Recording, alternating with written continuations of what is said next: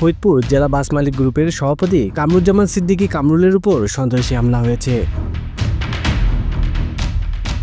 সোমবার 30 ডিসেম্বর সন্ধ্যায় জেলার মডেল মসজিদ থেকে মাগরিব নামাজ পড়ে মসজিদ থেকে বের হওয়ার সময় তাকে হত্যার উদ্দেশ্যে ধারালো অস্ত্র নিয়ে সন্ত্রাসীরা এই হামলা চালায়।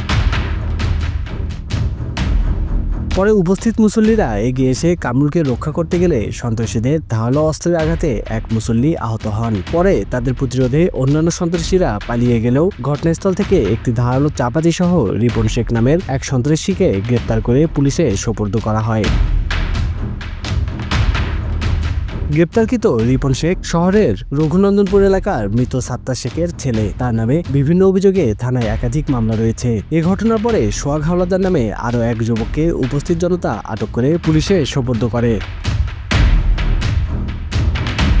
স্থানীয়রা জানান, আটককৃত রিপন ফরিদপুর জেলা শ্রমিক লীগের সভাপতি গোলাম নাসিরের সহযোগী। এ ঘটনার পর উপস্থিত জনতা হামলার সাথে জড়িত সোহাগ হাওলাদার নামে আরও এক যুবককে আটক করে পুলিশে সোপর্দ করেছে। উপস্থিত জনতার জিজ্ঞাসাবাদে রিপন জানায়, ফরিদপুর জেলা শ্রমিক লীগের সভাপতি গোলাম নাসিরের নির্দেশে তারা কামরুজ্জামান সিদ্দিকী কামরুলকে হত্যার উদ্দেশ্যে এই হামলা চালিয়েছে।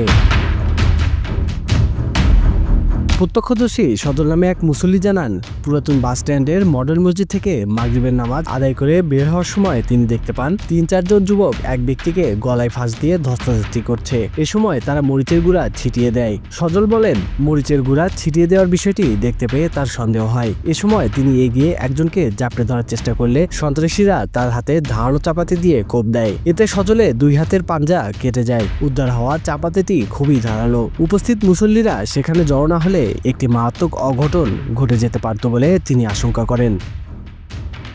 সেই মুহূর্তে এখন ওরা মরিচ মারছে। আমি যখন একজনকে ধরছি ঠেকানোর জন্য, শুকনা মরিচের গুঁড়া মারলে যখন চোখে গেছে তখন বুঝে যারা শুকনা মরিচের গুঁড়া আনছে তাহলে এরাও কটাতে। ওই হিসাবে আমি একজনকে ধরছি। একজনকে ধরার পরে ওর কাছে ছিল দাও। এখন দাওয়ারতে কোপ দিবে, এর মধ্যে আমি মাঝখানে ধরছি দাও। হ্যাঁ, দাওয়ার মাঝখানে ধরার কারণে আমার 2 হাতে একটু জখম হয়েছে। কামরুজ্জামান সিদ্দিকী কামরুল বলেন, তিনি মাগরিবের নামাজ আদায়ের পর মসজিদ থেকে বের হচ্ছিলেন। এ সময় পেছন থেকে একজন মাফলার দিয়ে তার গলায় ফাঁস দেওয়ার চেষ্টা করে। তিনি হাত দিয়ে মাফলার সরানোর চেষ্টা করলে সামনে থেকে 2-3 জন ধারালো অস্ত্র দিয়ে তাকে কোপাতে আসে। এ সময় তার সাথে ধস্তাধস্তির এক পর্যায়ে উপস্থিত মুসল্লিরা তাকে রক্ষা করে। কামরুল জানান, এর আগেও একবার মসজিদ থেকে নামাজ পড়ে বের হওয়ার সময় তার উপরে গুলি চালানো হয়। এছাড়া আরও একবার তাকে হত্যার চেষ্টা চালায় সন্ত্রাসীরা।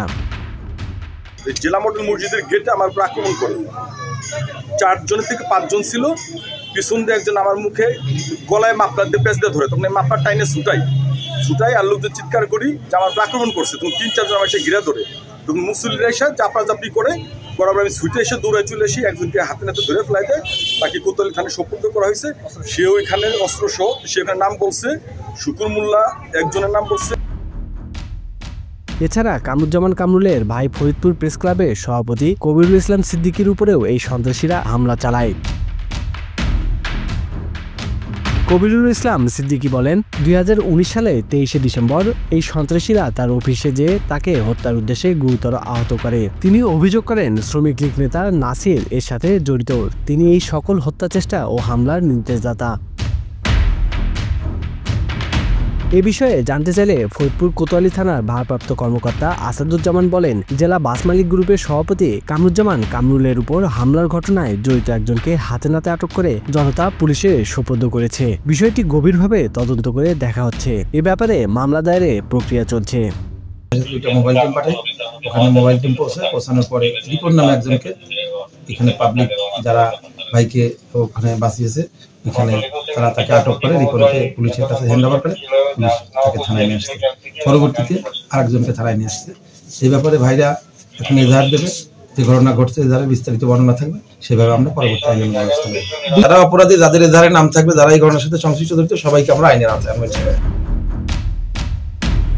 স্বাধীনতা টিভি বাংলা নিউজ ডেস্ক।